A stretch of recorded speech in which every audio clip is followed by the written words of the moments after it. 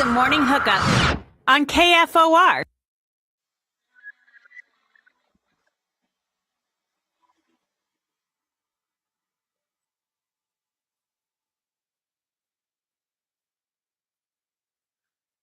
Good morning, Lincoln, Nebraska. Happy Thursday. Welcome to the morning hookup. Well, it's glad to have you back on a Victory Tuesday. Welcome in. Hope your Thursday's off to a great start. As we are, maybe the theme of this, as we're talking about it today, we're with hoops. We got a lot of hoops coming up. Husker hoops, high school hoops. Jeff Moats, he'll be in today. I'll do a little baseball today. How about the Hall of Fame? Isn't that? And then look ahead at 2027 because I don't know if there's a Hall of Famer in there. Marco D'Angelo, wagertalk.com. He's picking you the conference championships. I might flip it up because I think you might want yours. I have it right now. Yeah, no matter what the answer is, You've got the other one. I do think I want to ask him. You're going to go first. Okay. In that order. I'll take the second game. Okay. And stories we missed. Another day at the office last night for Nebraska hoops.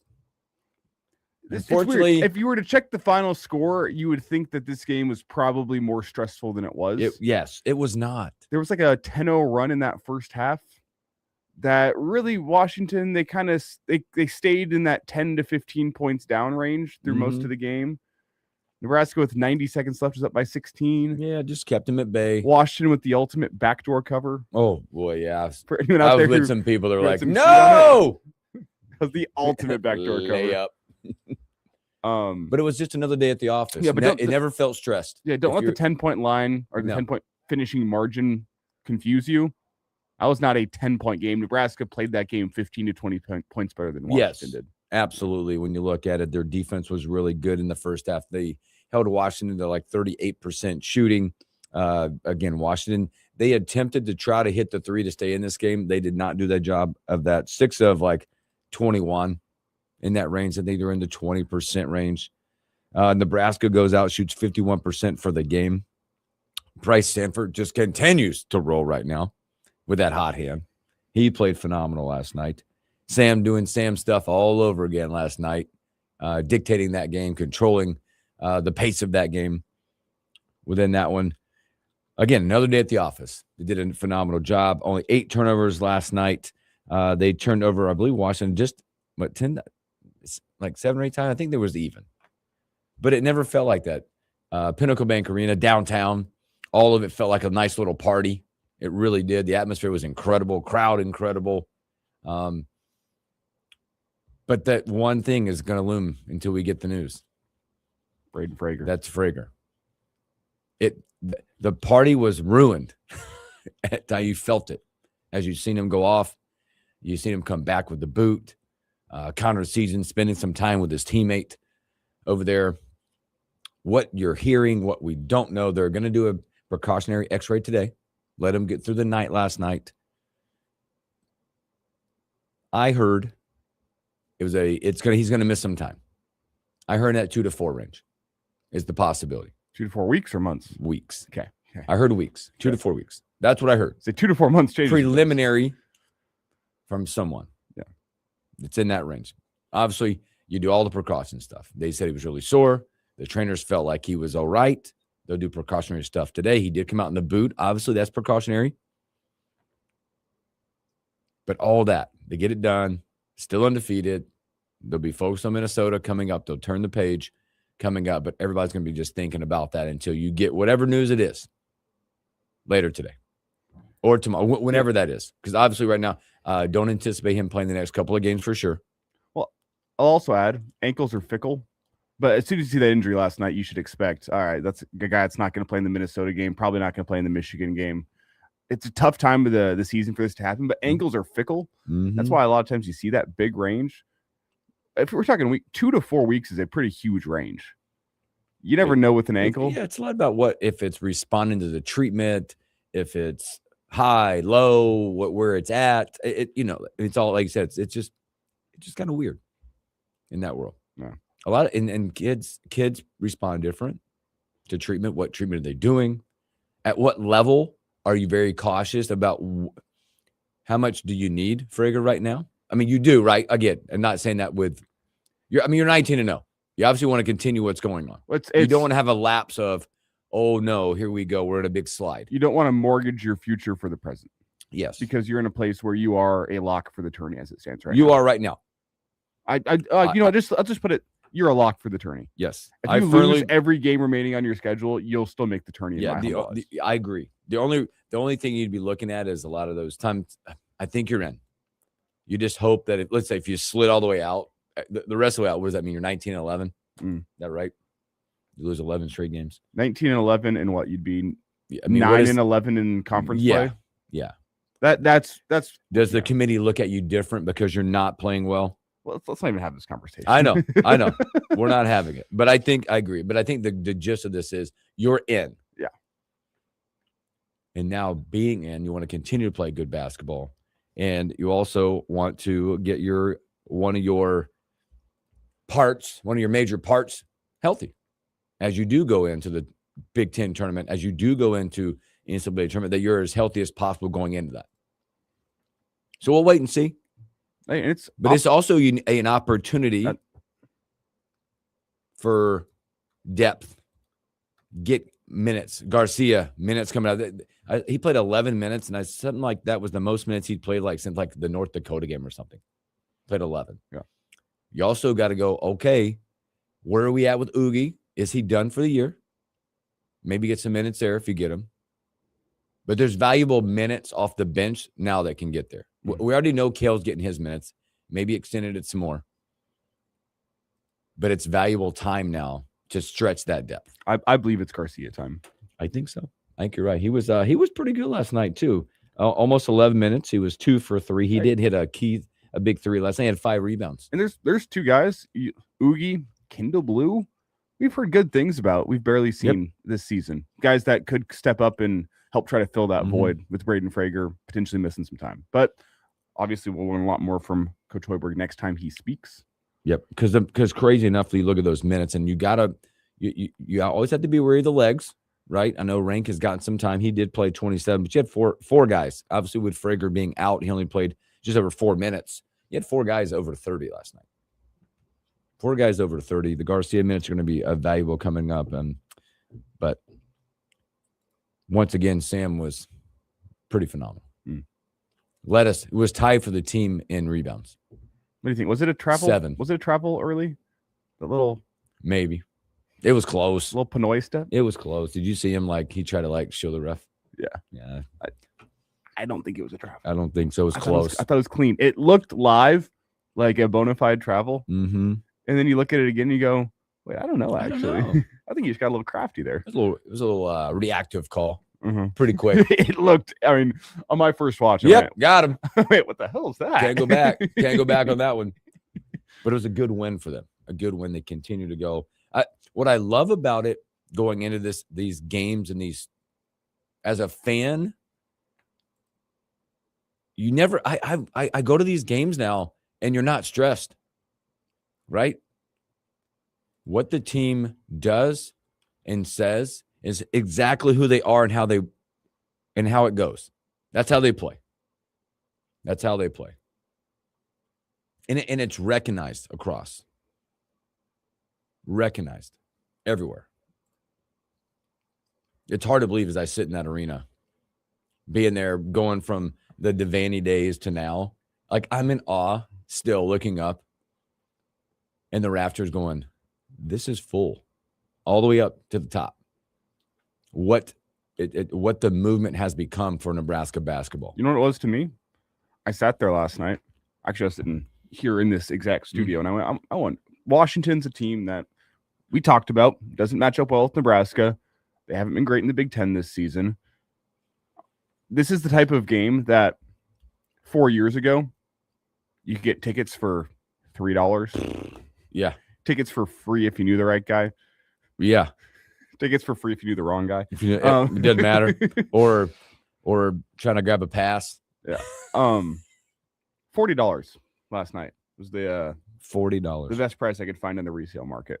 And I was checking this about an hour before tip, and I was thinking, okay, maybe this is the time where it's not going to be super expensive because people are like, all right, I can't make it to the game. Let's $40. Whenever Illinois comes to town here, and what is that? A week and a half? Yeah, I'm looking at it right now. What are you getting? Get in price 103. Yeah, get in price 103. That's to me, and that's like up in that. I've got it maybe 109. 103. That's up in like the way up left corner. $103. Yep, for a Nebraska hoops game with Illinois coming to town. What about Purdue? Yeah, that one pulled up. I will. I was just looking at. I don't know why I didn't just look it up myself. I done put the app down. I got it here. You got it good because mine didn't even. Mine's spinning. Yeah, what's getting price for Purdue? $85. $85. That here's what's crazy, and this will all be a reaction, right? Once we get to there, when they beat Illinois, I said when they beat Illinois because they're going to beat Illinois at home. Watch that price Purdue go like this. I'd say, yeah. I think $85. That's the. Well, and I think you got prices will be for that. Well, one. and because Nebraska under Fred Hoiberg, as for some reason, no matter how good Nebraska's team is, good or bad, has always given Purdue challenges. Always, and I think those prices also, by the way, are going to be dictated on game times and when they are because that Illinois game, which the next time they'll be back at PBA, is a Sunday 3:00. Talking about electric. Versus the Purdue matchup is a Tuesday night at 6, which the Tuesday, it's feast or famine, whatever you like. The 8 o'clocks are like you can get down there and have time to go and enjoy yourself and then go to the game. But it's late. For me, I texted you this morning. I need some energy this morning because I'm struggling. Because now after games, you're going back out and enjoying a couple more if that's your fancy. The 6 o'clock game makes it very unique. Especially during midweek when people are working. How do you get off on time or early, right? Like at that point, I'm probably pulling my kid out of school early to get down because if it's a 6 o'clock game. Teachers, sorry, I know you're not listening, but that's what I'm doing. Ty, I know you're not listening. How's 2 o'clock sound to get out of school on Tuesday the 10th? Good. Check the box. We're good. So it's unique price balance on what you're paying for tickets. They get it done. 19-0. Headed to Minnesota. We'll wait and see whenever Coach Fred Hoiberg talks again, where Frager's at in that process. And again, I would say we won't see him for about at least the next 2 to 4 games. But I hope for the best. Hope for the best. So, all right, let's take a break. When we come back, it's a special edition time. It's the Almanac. Jeff Moats.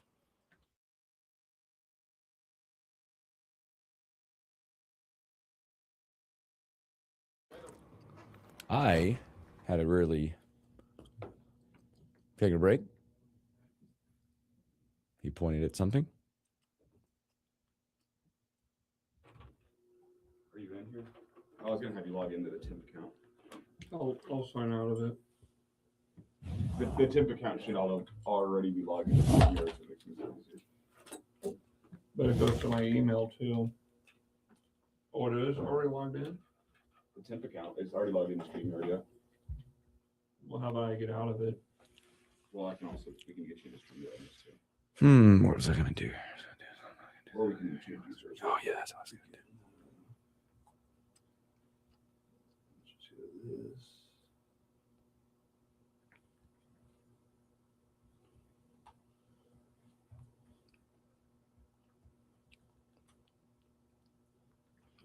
Good morning, Shane. Good morning, FloodX10, Ryan at 40. What's up? Good morning.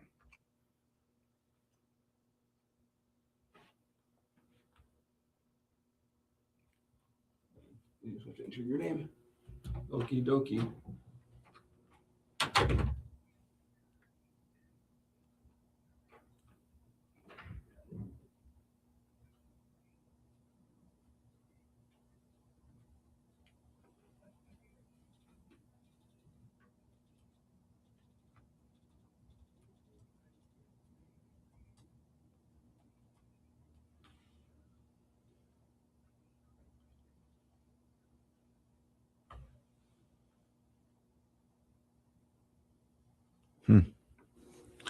I had a unique opportunity last night as I was not sitting in my seats last night.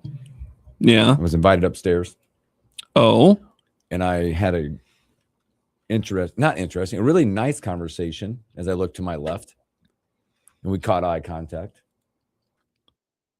Told him he was doing a great job in Nebraska. AD Troy Dannon. And I spoke for about 15 minutes last night. Well, good deal. Very talkative. He was just up there with a couple of guys. And we just leaned against the railing and hung out and talked. Don't get to do that every day. No. Oh, mercy. And if you're wondering where I was thinking about the Frager conversation, I was coming out of the restroom and my information came from whatever it is, his dad. He was on the phone. We just got on the phone.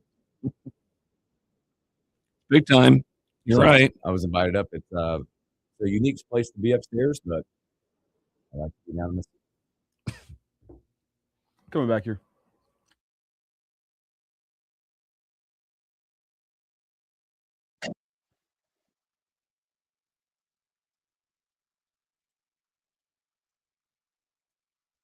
Welcome back to the Morning Hookup again. Happy Victory Tuesday.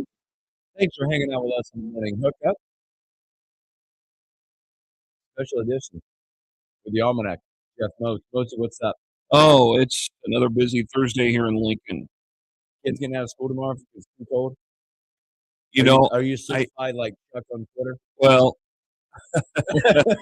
I'm over at retired East teacher. Is that? Yes, I don't even know. He's kind of like the resident meteorologist over there. Look, Chuck is the guy that knows. Is it Chuck Morgan? Chuck Morgan, yeah.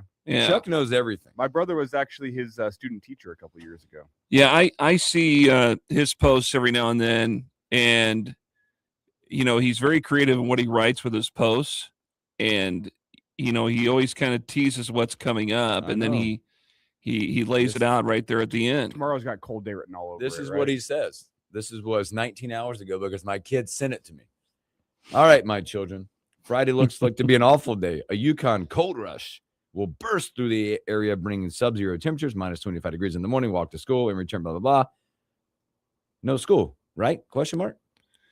Well, Chuck knows. I will say the forecast as of this morning for the cold, it's still going to be brutally cold tomorrow morning.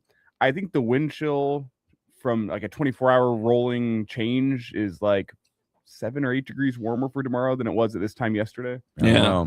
So we'll see. It's not. Here's the deal. My kids read Chuck and they're like thinking, hey, this is got a 3-day weekend. That's all I heard this morning. I know there will be probably meetings today with school officials, at LPS, and they'll probably make a determination later today as to whether or not there will be school tomorrow. And that would also impact activities, I believe. But there have been some exceptions in years past where, school's been called off because of the cold weather, but they still have activities. But the typical protocol is if school is closed, so are activities and athletic events too. So we'll wait and see. Because tomorrow night we are set to have the oldest city rivalry in boys basketball between Lincoln High and Northeast, and it's on Northeast Athletic Hall of Fame night tomorrow night. And so we'll have that game, if it does proceed. We'll have it here on KFOR tomorrow night at 7:05, and Northeast honoring some individual athletes and teams of honor from years past. I know the 1961 state runner-up baseball team, 1973 state runner-up baseball team, and a former teammate of mine in Northeast in basketball, Johnny Bell, going in as among the individual inductees into the Hall of Fame this weekend. And they're supposed to have that on Saturday night out at the Havelock Social Hall. And it sounds like they're going to go on with that program as scheduled, weather permitting on Saturday. But there's still some tickets available for that. I was a part of the Hall of Fame committee there for years and had to step away because of my work commitments here increased, and just did not have the time to be part of it. But from what I understand is that they're still going to have the banquet on Saturday night out at the Social Hall in Havelock. So that's tomorrow, but we'll wait and see what happens with the weather situation, what the schools decide to do later today. Nice. You had a game the other night. Let's just recap some of the games. Yeah, we You were had at Pius and Elkhorn North last night. Isn't the sorry, Piakowski- Tuesday night? That's a Piakowski kid on that team. Yeah, right? he's from Elkhorn North. We have a Markowski on Pius. Yep. So you got some Husker lineage on both right there. yeah, sides. bloodlines. And then tonight we also have Lincoln Lutheran taking on Fremont Bergen on Yeah, KFOR. that's Bergen's a pretty good ball club. Really good ball. And they're ranked high, I think, in C2, and they may have one loss on the year. Let me double check here. I had my numbers right here in front of me, but Bergen's a very good ball club. Lincoln Lutheran, they lost a lot of guys from last year's team that was pretty good, and of course the year before they were a state runner-up team. Fremont Bergen is undefeated. They're 13-0. In fact, they are the only undefeated left in Class C2. They're third in the power points. Freeman's number 1 in the power points at 12-2. UTAN's at 2 at 12-1. Alma's right behind Bergen. Then you got Norfolk Catholic, Johnson Brock, Kimball, Cross County, Valentine, EMF, which is Exeter, Milligan, and Friend down there that round out the top 10. So a big game, a challenge tonight, I think, for Lincoln Lutheran. They're a team that does compete.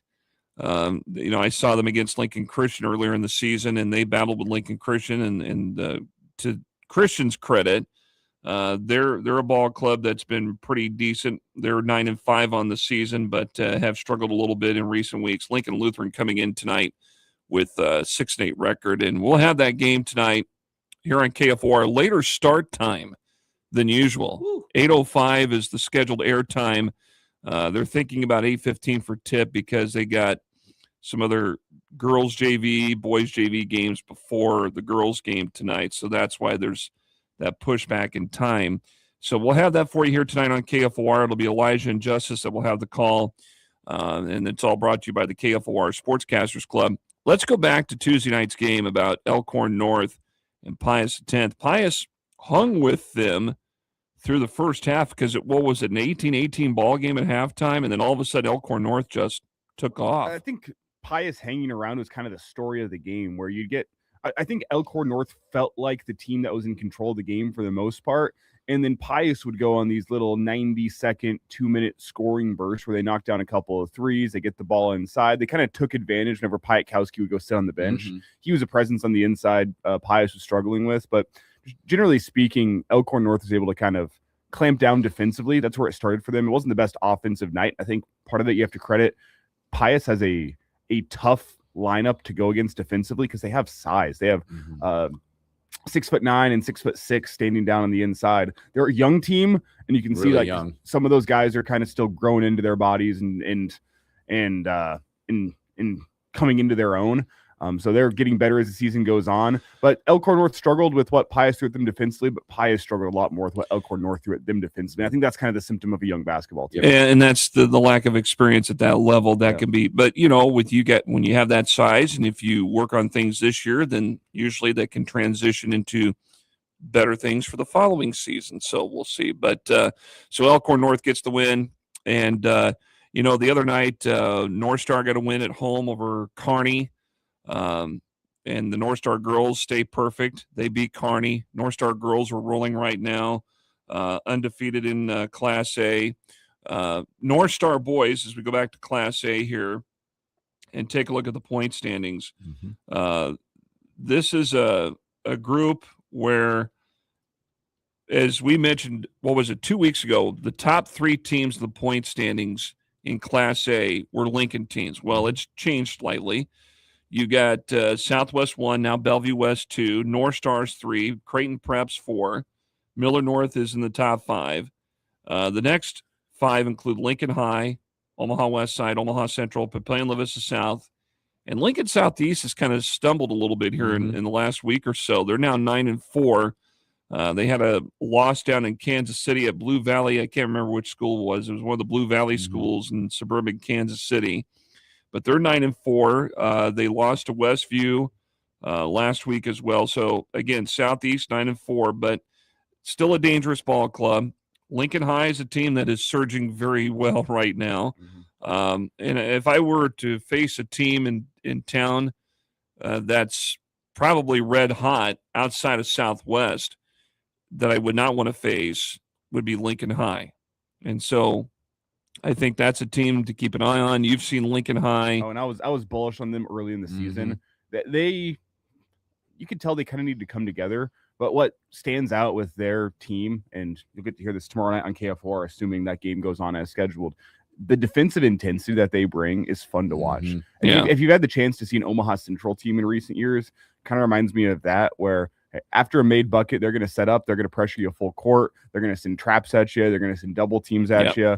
They are just really going to pressure you and force you into mistakes. And it's given a lot of teams challenges this year, even Southwest, who is, at least a top 2 team in the state, if not the number 1 team in the state still, really struggled with Lincoln High just a couple of weeks ago, and they had to come from behind in the last 60 seconds of that game to go and win it. It just comes down, Lincoln High's got size, they've got athleticism, and they have a rotation of guards and bigs that every single lineup seems to be comfortable playing with each other. So it doesn't matter who's on the floor. They kind of keep that same standard, keep that same intensity, and it really makes it tough for teams that have to go play a full 32 minutes against them. I will say this about Southwest. I did their game last Friday night over in Northeast, and Southwest had a large lead. They were up 21-9 after the first quarter and had I believe it was a 20-point lead at halftime. But then in the third quarter, you saw Northeast kind of chip away. And then Northeast had the reserves come in, and what an effort that they put forth. Deontay Jackson, who starts on the JV, came in, scored 9 points off the bench. Duath Yeel, who's a backup post player for Northeast, he led the way with 17 points. And Northeast got to within, I believe, 10 or 9, and then Southwest had to put the starters back in. And Southwest held on for an 11-point win. So Northeast, again, like they have done before, and they did this against Southeast earlier in the year, they did it against North Star, that they are a team that is capable of showing a team's vulnerability. If something does not go right for a team that's really good, Northeast is going to find a way to expose it. The challenge for Northeast, though, has been trying to finish strong, and keep up that momentum. They go up to Omaha Burke on Tuesday night and they get a 21-point win. I think that's a big boost for their confidence. This week, it's going to be a challenge for them, again, if they play tomorrow night. If they don't play tomorrow night because of the weather, chances are they'll probably reschedule at some point after the conference tournament when there may be an open date for both teams. We're not sure. Speaking of the conference tournament, the Heartland Athletic Conference tournament gets underway. There will be some playing games next Tuesday night we will not cover, but we may cover one of the quarterfinal games next Wednesday night here on KFOR. We will definitely have one of the semifinal games next Thursday night at 7. One of the semifinals are being played over at Southwest, the other one at Lincoln High. And then we will have the Heartland Athletic Conference girls and boys championship games on the 31st at 3 and 5. Chris Schmidt is set to cover that. I'll have probably one of the semifinal games on Thursday night, the 29th. And then a week from tomorrow night, we'll have coverage of a girls and boys doubleheader with Pius the 10th and Norris as part of the Hoops for Hunger benefit. Yes. That'll be down at Norris. So those are some games of note that are coming up. The official pairings of the Heartland Athletic Conference tournament for both the boys and girls will not be released until after Saturday. So what will happen is once those pairings are set forth, we will have them posted on our webpage at kfornow.com in the local sports section, and we'll give you a general idea of what game we will be covering Wednesday, Thursday night, and we will definitely cover the championships. We just don't know what the matchups are going to be yet. Looking forward to that. I'm glad you mentioned that because I wrote down Hoops for Hunger. Let's talk about that a little bit because that is something awesome that this community is doing right now. And what games I know that the Norris and Pius game is because we're getting emails. We have kids there about getting your food, right? Your non-perishable items. Bring it. To that. It's to help out the Food Bank of Lincoln, also the backpack program for Lincoln Public Schools, along with some other entities that are involved. And this is something that started with Nebraska women's and men's basketball games earlier in the season.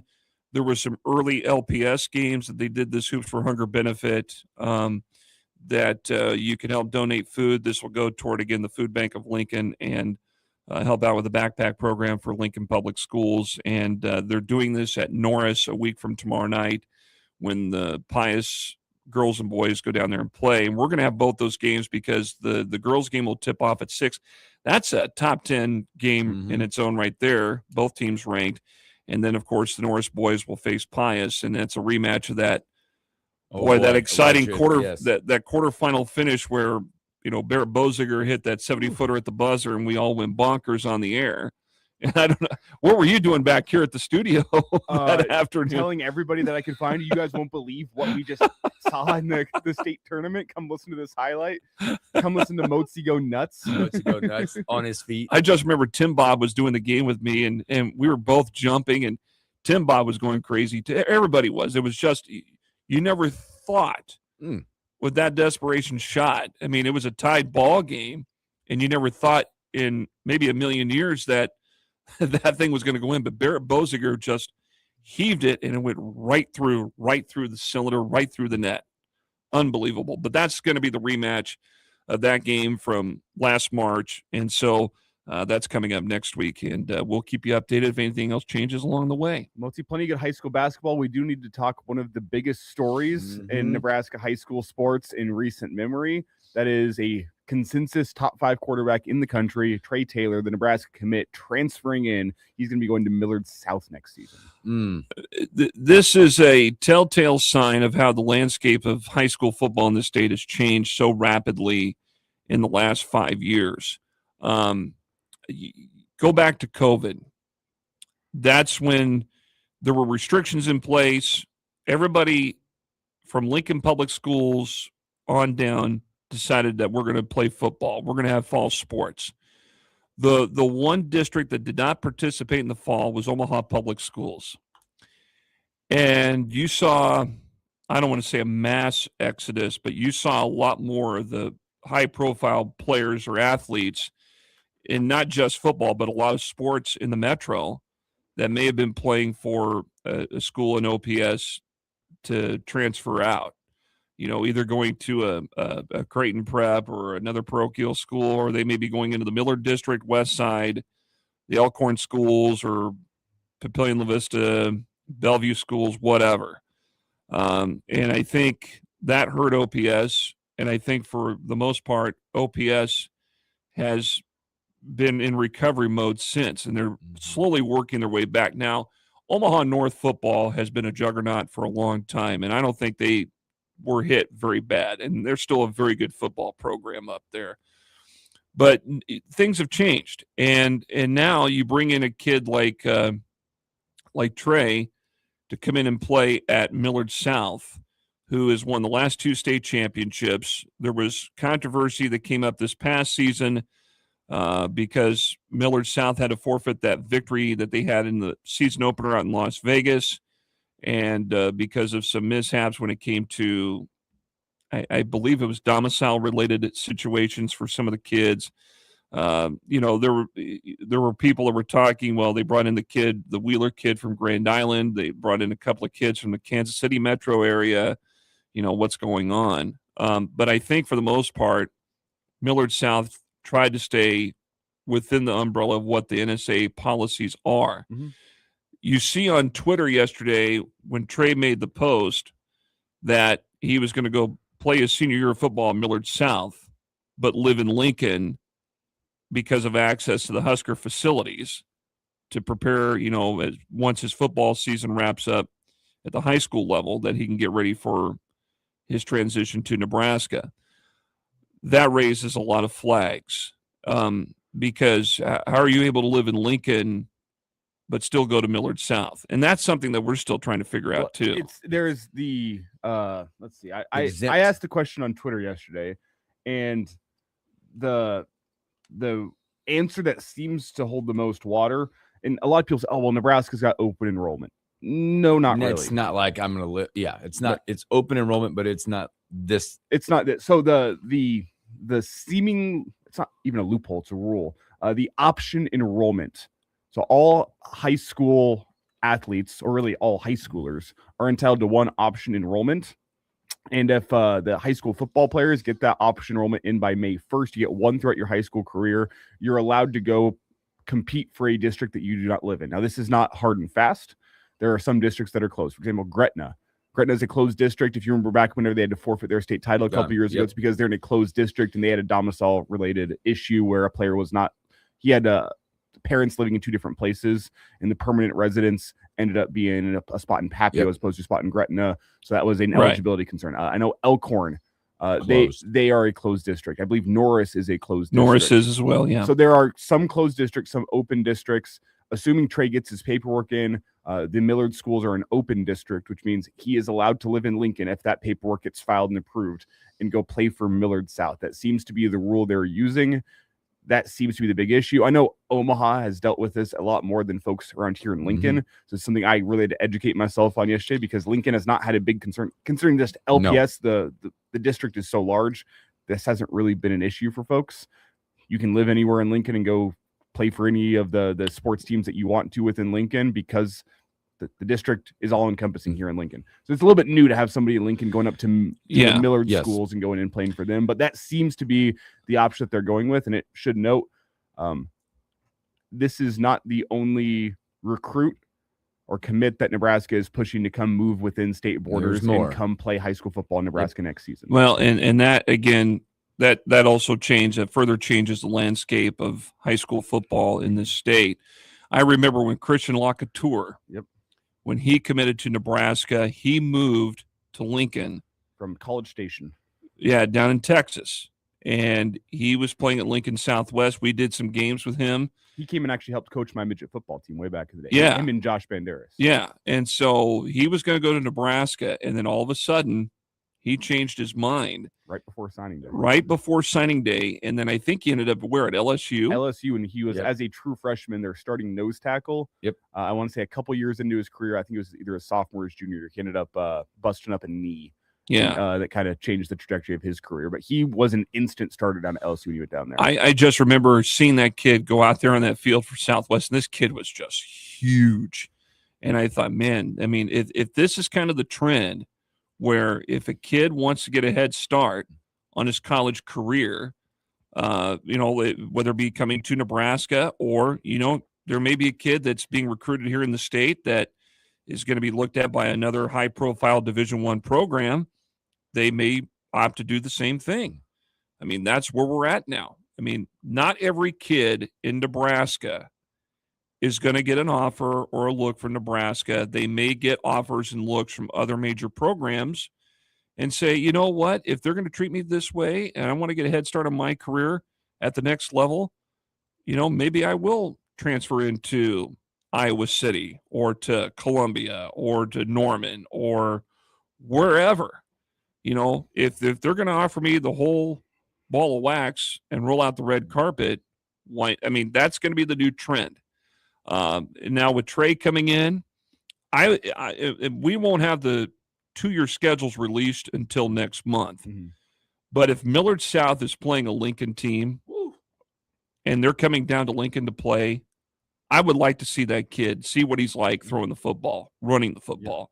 You see some clips of him in some of those summer workouts, those summer camps that they've had here in Lincoln. He's got a live arm. And he's an athlete too. He looks very promising. Now you can see him what he did in suburban Chicago at Carmel Catholic High School and what he did on the football field the last couple of years.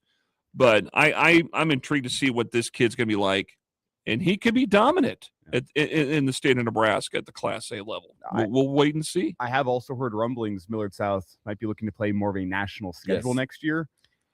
If that's the case, I don't know how that works entirely. Nor am I, because we haven't seen that. High school because team in Nebraska. Prep type school. Well, and see, if there are schools that are able to do that, it's the schools like Creighton Prep or another private institution, Elkhorn, Mount Michael, or whatever.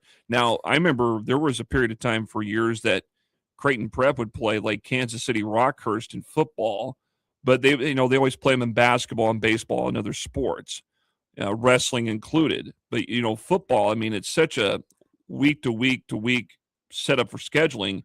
It's hard to get that matchup in regular rotation. But yeah, if Millard South decides to go more of a national schedule with their football for the next 2-year cycle, does that mean that their other athletic programs at the school have to forego that affiliation with the NSAA? I hope that's not the case. I don't know, but I just think of how there's going to be a lot if that is the way they choose to go next year. There's going to be a lot of moving pieces. I just think how exciting would it be to have an IMG Academy come to Nebraska? We've had them in basketball, Mater Dei, Don Bosco, Bishop Gorman, some of these other teams that play these national schedules. It'd be pretty exciting to have some of those schools come to Nebraska, especially like late October, somewhere in there. I wouldn't mind having maybe one game a year where you do that interchange. Oh yeah. Okay, if you do a whole schedule, I don't think that's necessarily fair. If you want to have a level playing field of sorts, well, some will argue though that Millard South is a machine. Look what they did to everybody that they played this year. Granted, but you have those teams that do occur every so often. Maybe every 10, 15 years, you get a juggernaut like that. But if you have a schedule where you incorporate with some of the more high-profile programs in the state, say, if you want to bring in a Don Bosco prep, or if you want to go play Bishop Gorman out there in Vegas or whatever, okay, we'll allow you to do that.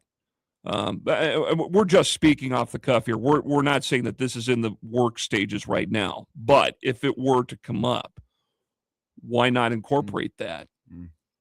But still maintain your state schedule. I think that would especially be the case if what I've heard regarding other potential Nebraska commits and recruits coming up to Millard South ends up being true. Because Millard South, they're not done adding talent.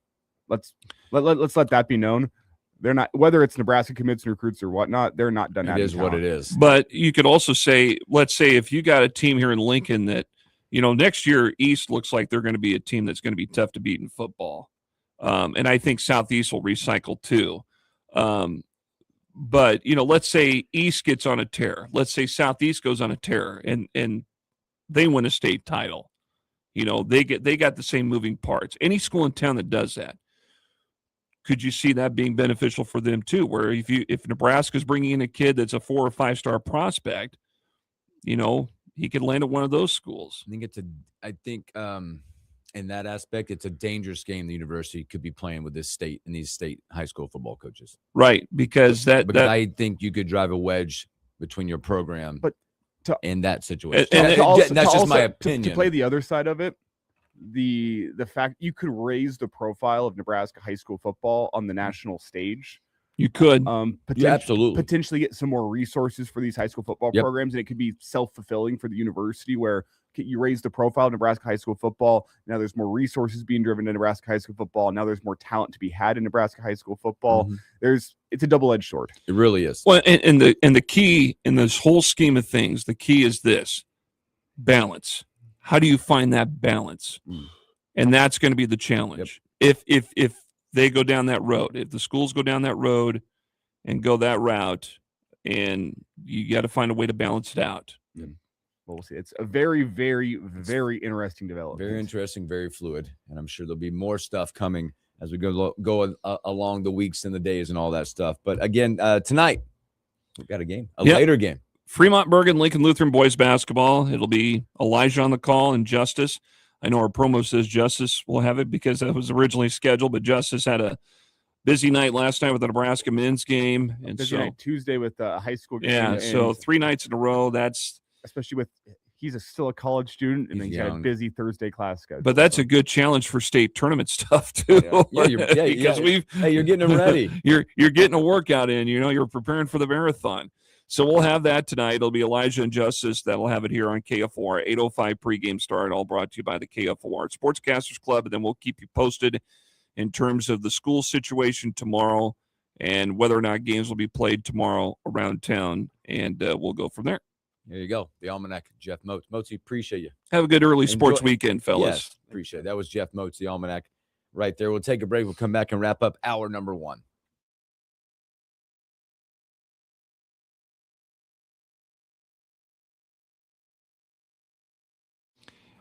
I was chilly when I came in here, and now I've kind of adapted to it. My hands are cold.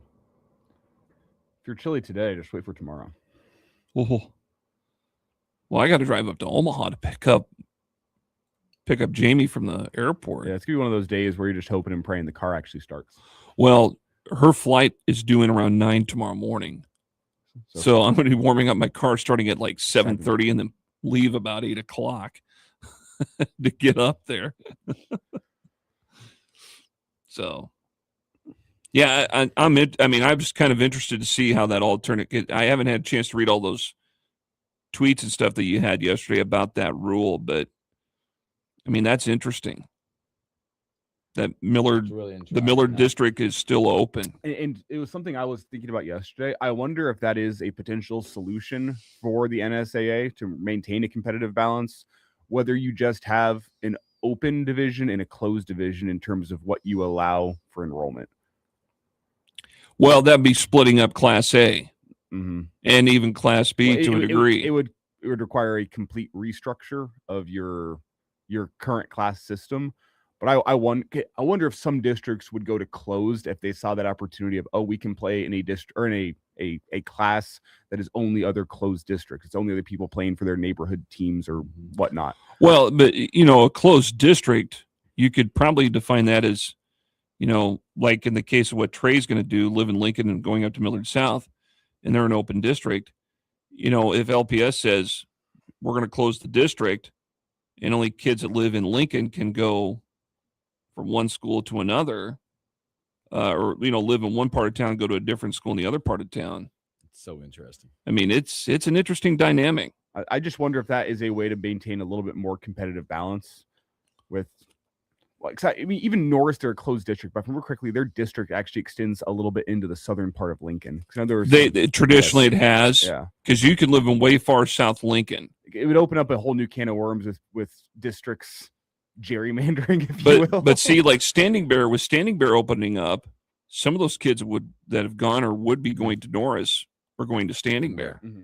I just think that whole dynamic when you're if a Lincoln team, if it is the case that we're placing kids, if Nebraska's involved, which probably are, you look around and they go, hey, by the way, Coach Rule, Coach whatever, Lincoln East is going to be the team of the state this year. Oh, that's where I'll place my kid, my quarterback, my running back, right?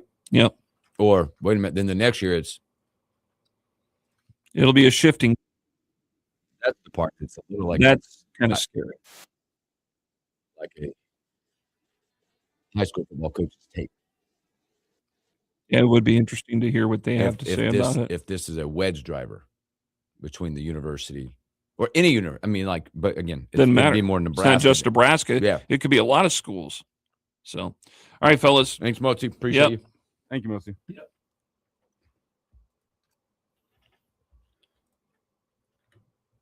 Holy messages. You know what I might do here at the top of the hour, Hooksy? What you gonna do? I still need to create a new Marco rejoin. Yeah. Or the little hit whenever he makes his picks. I might give the folks an inside scoop on the process. Let's go. Of how we make that little bet. Let's do that. Because I did because we only have two plays. We need to have that. Yeah, and we have two plays today, so I kind of gave Marco that we'll call him a little bit later. Coming back here.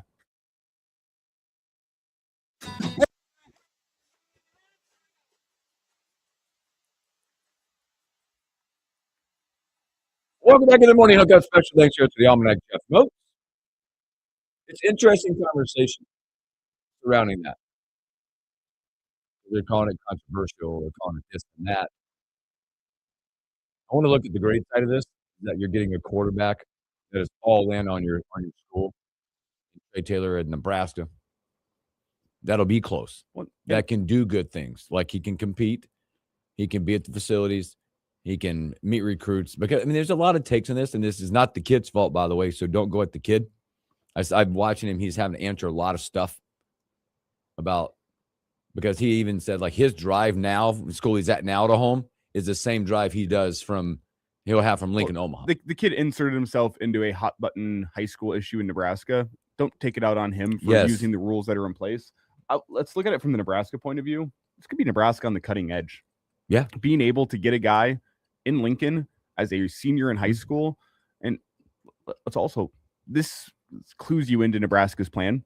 You have Calandria for 1 year. Mm-hmm. Oh, and then you want to get Trey Taylor on campus to get a redshirt season of sorts while he's still a high school senior. Yep. It opens up the ability for him to go in and compete for a starting job as a true freshman. Succession development planning. And it could be Nebraska here a little bit on the cutting edge of, hey, we're going to get a guy as a senior in high school involved with the program in whatever way we can, get some development jump started before he is even technically a Husker. It's an interesting plan, and I'm curious to see how it pans out.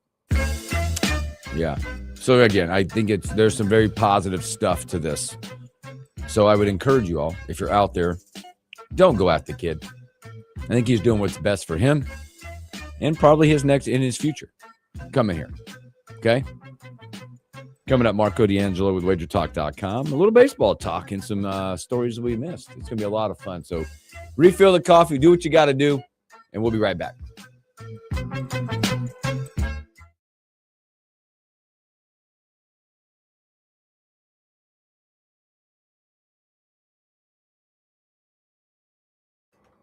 Okay, now we're just gonna create a little rejoin here, probably. You can do whatever you got to do. Are we still there? Are we still on? We're still streaming. Oh, let's go. I want to see this. Okay, so the first thing we're gonna need to find I'm gonna text is the correct cha-ching cash register sound. I think is this one. It's not perfect. Nah, it's not perfect. It's fine. No.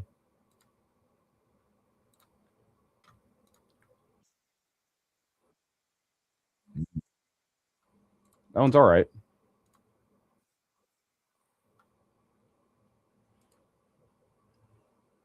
Las Vegas. I kind of like that one. I like that. I like that one. Let's put that one away. So we're gonna get that recorded. Y'all won't see this. We're pulling up an Adobe window here. We're gonna take that sound effect, pot it up. We're gonna shut mics off for a second. So now we have that.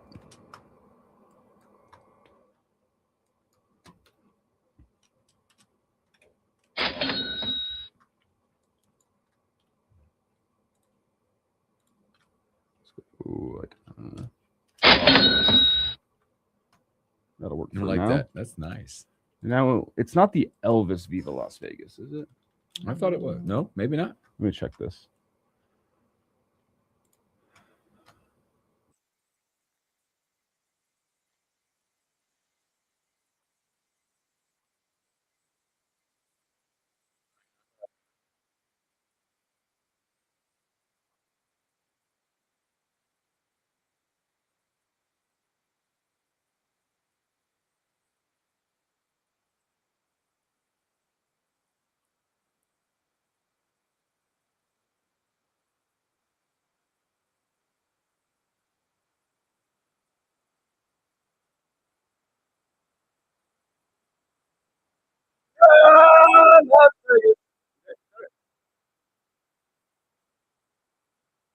We got that. I don't think that's it though. Is it from this?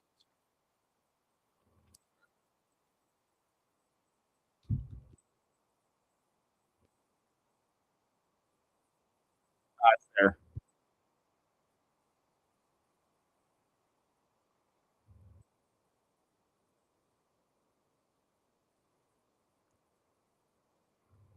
Okay, so now we're gonna record that. Mic's off.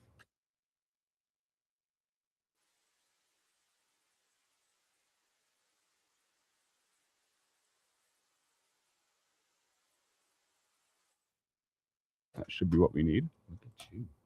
Now we come in. Killing it. Viva, viva, viva, viva Las Vegas. Now we combine the two. Viva. It needs to be a little louder still. Viva Las Vegas. So we got that. Put it in a multi-track. Now we got to find the right timing. Las Vegas. Las Vegas. Las Vegas. Las Vegas. And then one more thing. Vegas.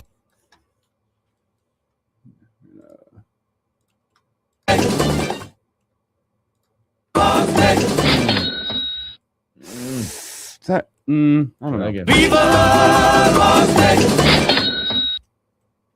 Viva Las Vegas! Is that the right cash register sound? Try that again. Try that again. Let me hear it again. Viva Las Vegas! Yeah. Yeah. Viva Good enough. I like that. Viva Las Vegas!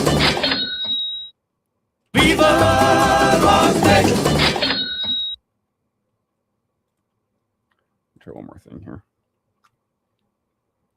Let me leave that a little longer.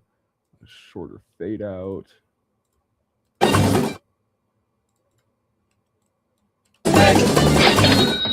Oh, there it is. Oh, that was good. Yep. Yeah, that's it. And now we mix that all down to a file. Viva Las Vegas! And that's how we do it. And there you go. A day in the life behind the scenes. Viva Las Vegas! I've watched now. I've been sitting over here and I'm just listening, and I actually watched the I hope everyone enjoyed that. Hoiberg travel thing. He didn't travel. Yeah, no, right? He It didn't looks travel. so Now that I clearly looked like at it he and I did slowed first. it down, it looked like It looks like that's weird. It looks obvious, and then you watch it back and you go, No. "Oh, he didn't." All right, with that in mind, he stuck the foot. I'm going to bring us back into our regular scheduled ad break, and we'll be back in about 3 minutes here.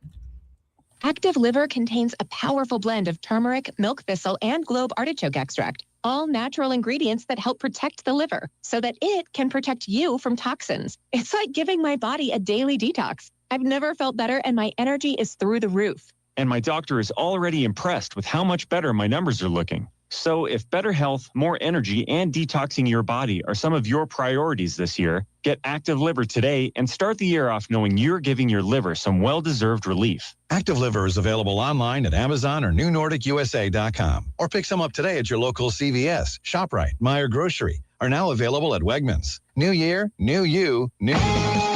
State lawmakers are further wanting to crack down on domestic violence with new legislation. Good morning. I'm Jeff Modes. 24 degrees at KFOR.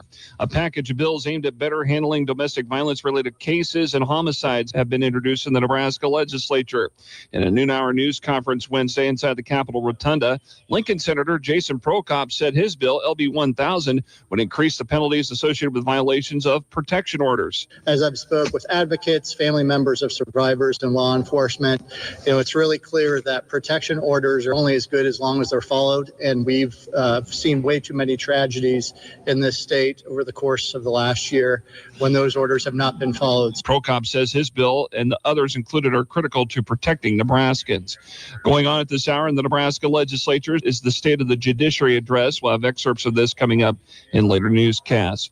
Pushback in Nebraska toward a Department of Justice request for voter data. Common Cause has filed a lawsuit to stop the Nebraska Secretary of State from releasing the information to the DOJ. At the same time, the DOJ stated that it needs to make sure voter registration records are accurate and secure.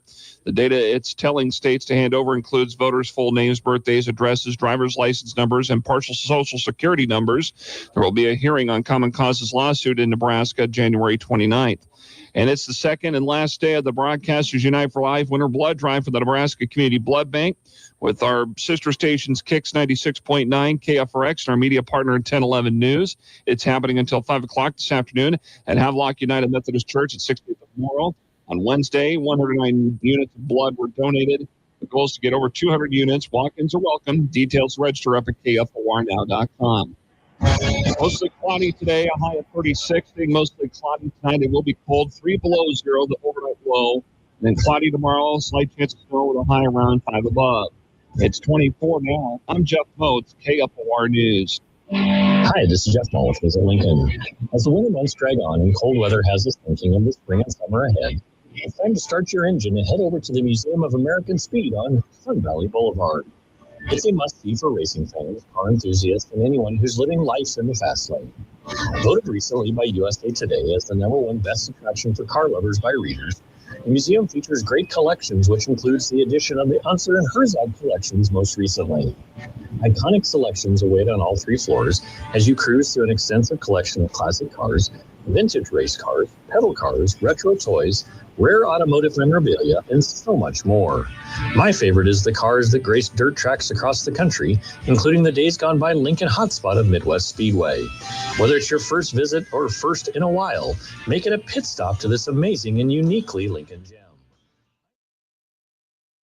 This is the Morning Hookup on KFOR.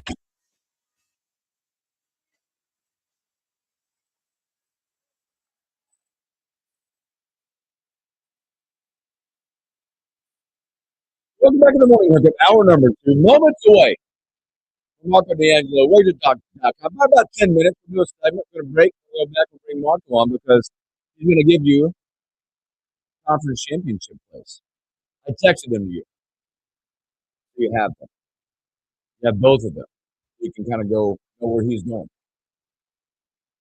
Then stories we missed coming up.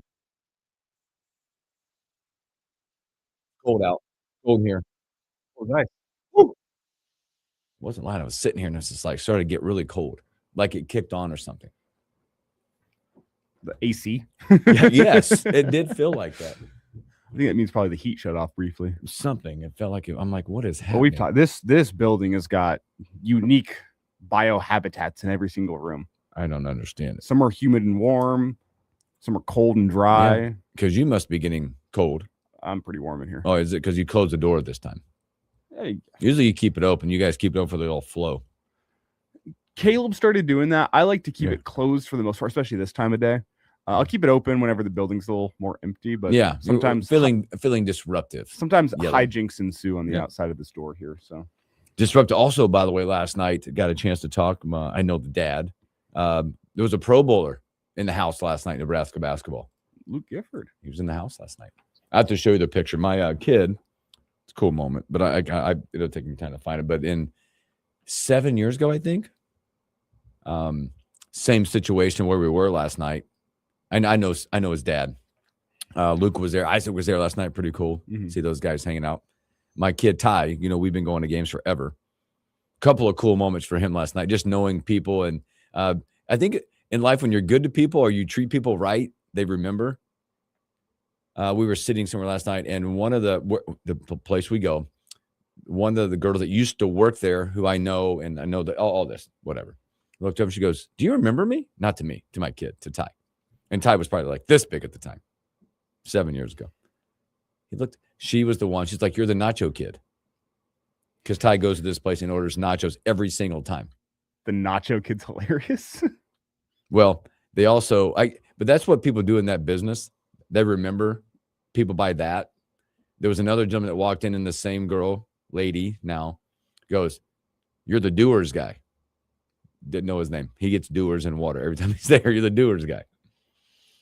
But then at the same time, we looked up and there was Luke, and Luke remembered Ty, and they recreated like their picture from like 7 years ago. Oh, that's pretty cool. Crazy. It was cool, but Luke took the time. But a Pro Bowler in town. We do have some breaking news in. What? Coming from our friend Brian Munson. The news is now official. Tay Ellis, also Husker commit, will also be transferring to Millard South for the upcoming football season. I kind of alluded to the fact this was in the works. Yeah. So he's coming from Crowley down in Texas, coming up, and he's going to be a Millard South Patriot. Also plans to live in Lincoln next year. Okay. So that is the breaking news from about 2 minutes. Who's next? Who's next that's in? Because there were rumblings also of Mont Hudson. We'll see on that. We'll see on that one. He's not a commit. He's still looming commitment. I know that apparently is supposed to be July 4th. I'm pretty sure that's what Munson had told us before. And I think the big benefit to that one for Ahmad, if that were to be the choice for him, would be that he could go and play a senior season of basketball while still being close enough to a football facility to go and get the necessary work in through the winter months, that he could show up. And though he would miss spring football because of basketball season, he would get to show up and kind of be ahead of the pace of a normal recruit who misses spring practice. I mean, right now, if you're a recruit who misses spring practice before your freshman season, you're months behind every other freshman. Yes. It really puts you behind the 8 ball in terms of getting on the field early. That would be the big plus for him transferring into a school like Millard South. Obviously, I think he still needs to decide where he wants to go to college first. But if he were to be a Millard South Patriot next year, that would allow him to play football in the fall, basketball in the winter time, and get the necessary work in order to kind of kickstart himself and not be so far behind the 8 ball whenever he inevitably shows up on campus at the end of May. Tay Ellis quoted saying, "I wanted to do something uncomfortable and go play with my boy, Trey Taylor. The main thing is recruiting the best of the best. We want the best class in 2027. It's a mission. There's a mission with that group. Call it what it is. There's a mission. Trey Taylor has probably been the most, what would you call him? Like Pied Piper? Yes. Ever? You've ever witnessed? I think a lot of people take those things, him doing what he's done, the number of trips that he's done on his own to Lincoln, being front-facing all the time. They've kind of blown that off a little bit, not taking it seriously. But I think this is a true commitment of what they're doing to that class. And exemplifying what it means, whether life or sport, whatever, to be in. To be all in on something, to be loyal, to do that. I think this is a commendable thing to continue to do that. Because a lot of times in the day and age of commitment, we've watched it during the portal cycle. It's not real. Yes, I'm coming to Nebraska. Oh, wait a minute. So-and-so up the ante. Right? It's happened so far twice. It's happening more around the country as well. It's not just like we're not special. Okay? It's happening everywhere. Well, it's also a commitment. I agree with you 100%.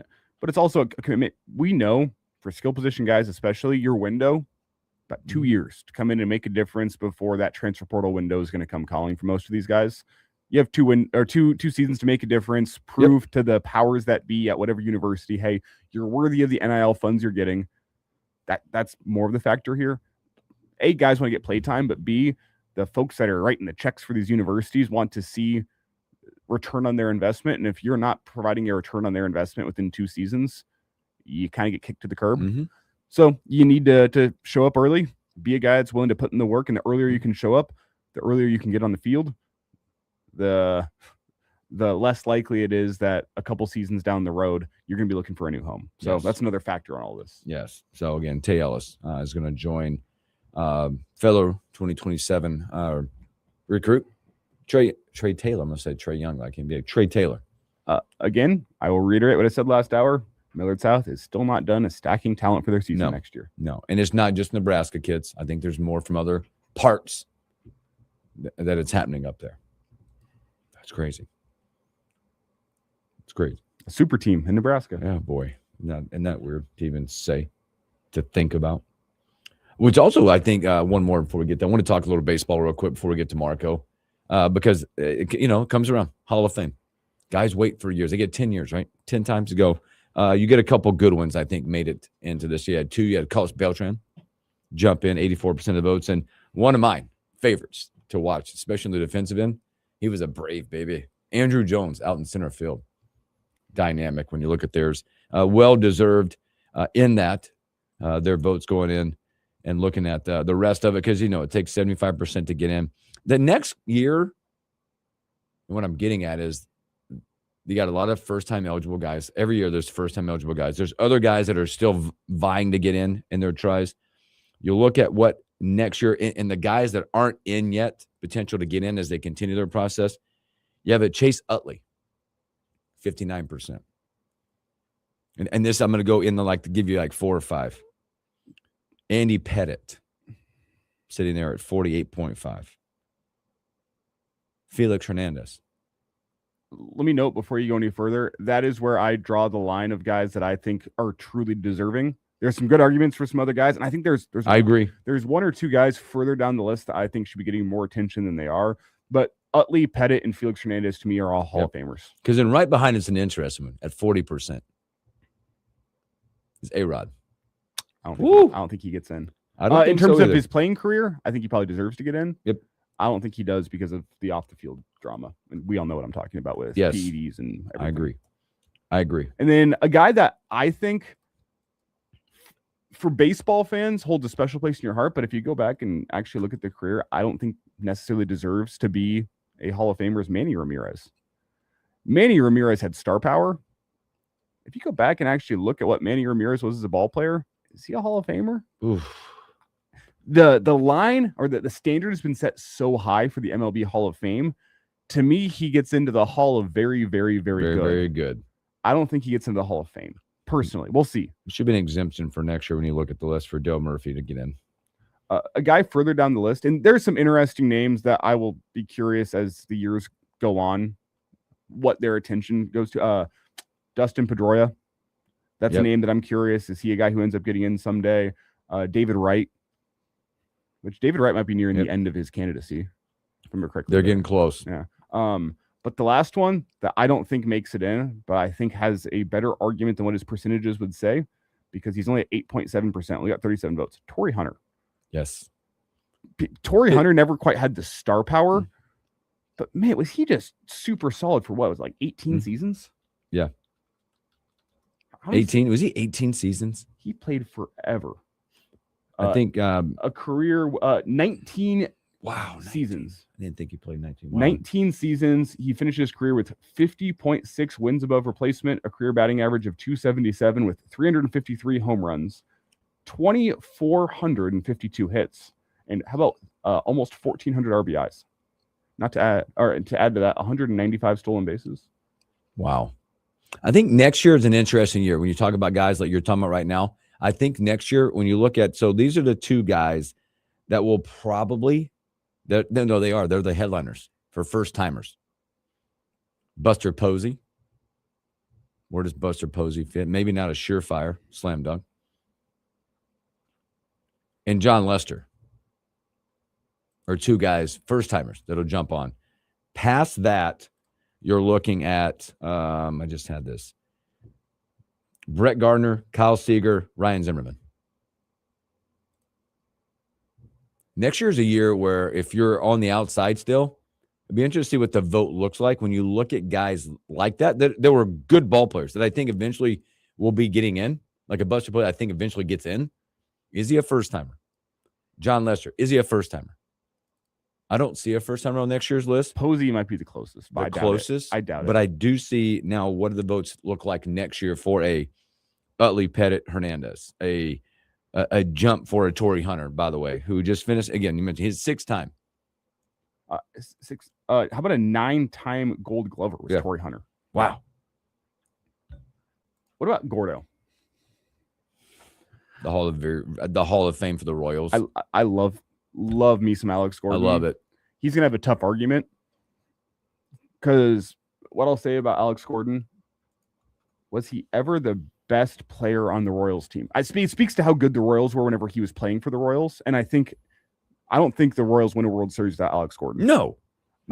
He was a key cog in that for sure. Super key cog. I think what's going to hurt him was I don't think ever the best player on his team, though the consistency and the way to battle back whenever he had to make that move from third base to left field.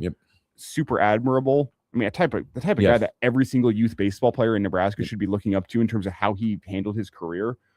I mean, locally for us, I think he's a Hall of Famer. Yeah. He is going to have a much tougher argument trying to convince the national media.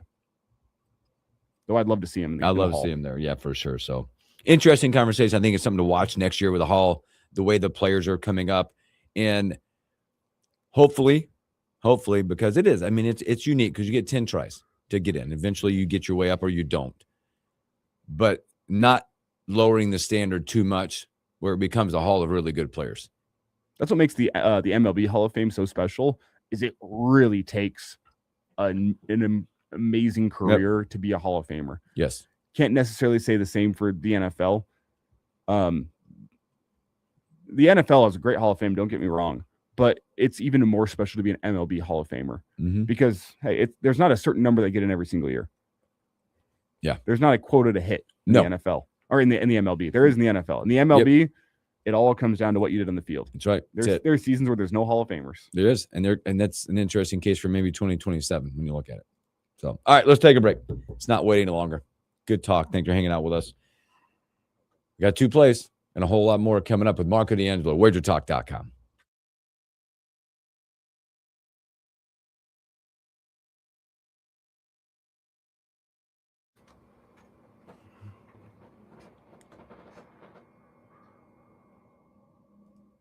Let's go.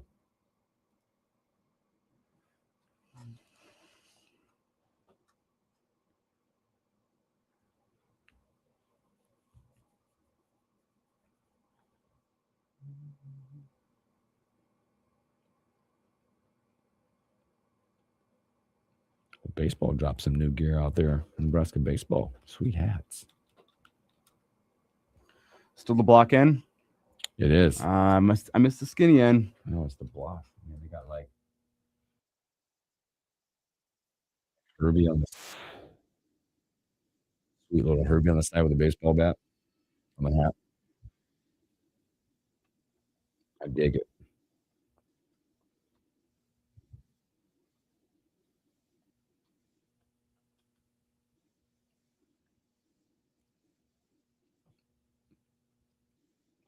It's amazing, like Nebraska basketball fans being all in as you scroll through like Twitter and other places about like they're all like the one was like, I hope Frager's ankle has the best sleep ever. Kind of comments. Everybody's in, man. Do you see Price Sanford's comments after the game? About the Natty? Yeah. I said I want to win a national championship. Nobody on this team thinks that's crazy.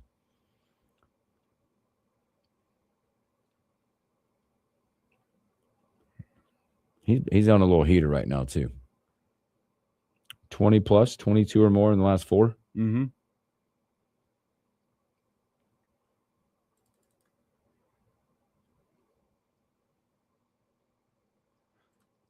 I'd say that's pretty good. I also saw this on Twitter this morning.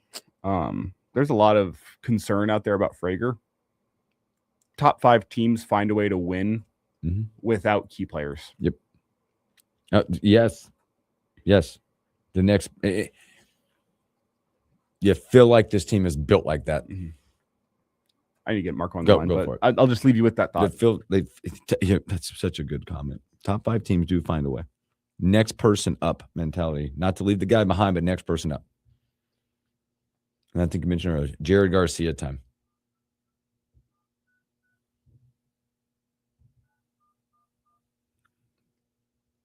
What up, YZ? Don't think he's a Hall of Famer, but Dustin Pedroia is his favorite player ever.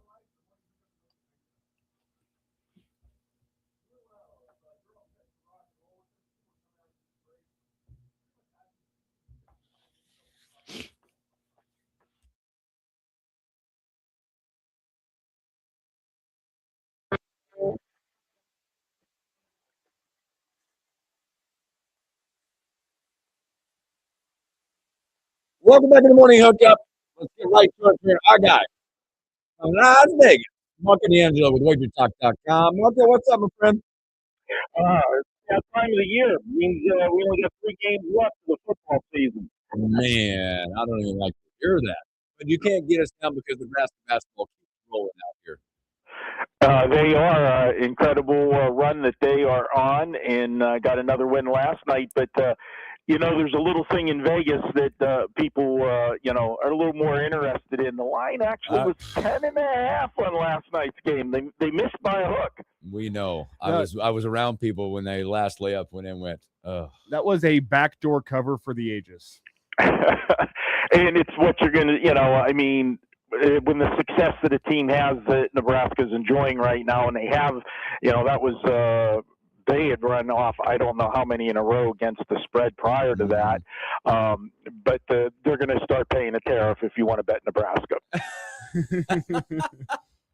Oh, Mark, you're the best. All right, man. Well, we're going to go a little different today because we have 2 matchups going on.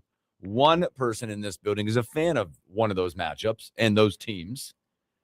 Elijah, start us off. Yeah, Marco, it's been a week for me. I'll just say that. As a Denver Broncos fan, 10 years of this team wandering in the wilderness, no real success to speak of. They finally get a playoff win. I get to enjoy it for roughly 30 minutes before Hooksy texts me the news. Bo Nix, broken ankle, out for the rest of the postseason. But Broncos fans, they've rallied behind Jarrett Stidham. it's a tough task against this Patriots offense that they've looked good. Drake May, an MVP candidate for a reason, but the real story for this Patriots team in the postseason run has been their defense. They locked down the Chargers. They made CJ Stroud look like a college quarterback last weekend. They are a rightful team in the AFC Championship game. It's Jarrett Stidham against Drake May. Not what we expected, but it's the matchup we get. The Denver Broncos, 5.5-point home underdogs. At least that's the latest I've seen against this New England Patriots squad. What do you like for the AFC Championship game on Sunday? Okay, we did see the line get as high as 5.5, but it has in the last probably 12, 14 hours has been coming back down. It's at 4.5, and I think that's where we're going to see it until we get to Sunday, whenever the public gets involved. The public doesn't bet, a Sunday football game on Tuesday, Wednesday, or Thursday because they're tying their money up on, betting college basketball and teams like Nebraska. So they want to keep their money in their pockets so they have it for that. And when we get to Sunday, the public is going to bet New England because of the situation with the injury. But here's the thing. The million-dollar question is, how many points is Bo Nix worth that they've adjusted this line? Now, I made the line, if Bo Nix would have been playing, I would have had Denver a 2.5-point favorite. So Vegas is trying to tell us that they think Bo Nix is worth 7 points. And I don't think he's worth that much. Obviously, he's worth more points than a Jarrett Stidham. But here's the problem. We have nothing to go on with Jarrett Stidham. He hasn't played in 3 years. So we don't know what, the points for a replacement player really truly are with him. And the public's kind of overreacting a little bit to New England because of their last 2 games and how good they've looked. Let's be honest. The Charger game, they dominated them. It was a suffocating game, 16-3. The defense did rule the day that day. But we know that the Chargers have offensive line problems. Herbert couldn't get any time to throw at all. And last week they made C.J. Stroud look terrible, as you alluded to. But you know what? The Steelers made C.J. Stroud look terrible the week before as well. So I'm not making as much out of that victory with New England because even with the 5 turnovers, Houston was still in that game until late. It was the pick 6 in that last touchdown that broke the game open. It was still anybody's game, halfway through the third quarter, even with 5 turnovers. So I think Denver is going to be able to hang around with their defense. Now, here's the logistics of it. They actually have a built-in advantage in this game. And I know that sounds silly when you say you're going to be using a quarterback that hasn't played in 3 years. That's actually an advantage because what does New England do when they're game planning? You really don't have film to work with. So you have no idea what the game plan is going to be from Sean Payton. And he is, defensive minded, but he will draw some X's and O's up and have some surprises for New England in this game. What I'm going to do in this game, you might not totally like it, but it will make you happy for a half. I'm going with a first half wager in this game, and I'm going to take Denver, and it's going to be for the things that I just said. I think they're going to come out with a few surprises. It's going to be a conservative game at the beginning because both teams are going to be filling one another out, trying to see what they're going to do. But I think Denver's going to have the couple surprises early, and I think they get a lead in this game. And if they do get that lead early, then they're going to rely on a defense, which we know New England's defense is good, but let's be honest, we've also talked all year about the strength of schedule that New England has played this year. This is going to be an interesting game. I'm going to take Denver first half, but I'm going to be honest with you. I think they can pull the upset here. Drake May, MVP candidate, but I got to be honest with you. The last 2 weeks, if they were voting now and instead of already having the votes in, Stafford would beat him on the MVP because the two of them were neck and neck throughout the season. But the last 2 games, this is a guy that looks like a second-year quarterback. And let's remember, yeah, he's got 2 playoff games under his belt now, but this is the first one on the road, and Denver is a tough place to play. Yeah. Oh, Mark and D'Angelo, wagertalk.com with us. Hey, Mark, I want to ask you, because I know you guys You handicap, you do a lot of analytics with it. When you look and you get to this level of any type of playoff, but we're talking about the NFL right now, what factor goes into the handicap when you look at the coaching side of this? Because you got experience, Peyton, McVay, Vrabel, you got McDonald out there. How much or any of that goes into the handicap method? Well, if you've seen some of the decisions that have been made in the playoffs this year, you do got to consider it, and you've got to look at coaches that do take chances. And is it going to, when they roll the dice, is it going to be to your benefit or to your detriment? And we saw again last week. Ben Johnson made some decisions early. These guys, fourth down doesn't mean anything anymore to these guys. Are they going to take these chances? But then again, we saw in the national championship game a couple fourth down decisions that proved to be the difference in the game when Kurt Cignetti wanted his offense out there, to get the job done in that fourth down call, with Mendoza, with the quarterback draw. That's going to be a play for the ages of what it paid off. But yes, you do got to look at it, and it factors in not only for the side, but for the total, because if you got a coach that likes to roll the dice and go on fourth downs, it really can affect the total.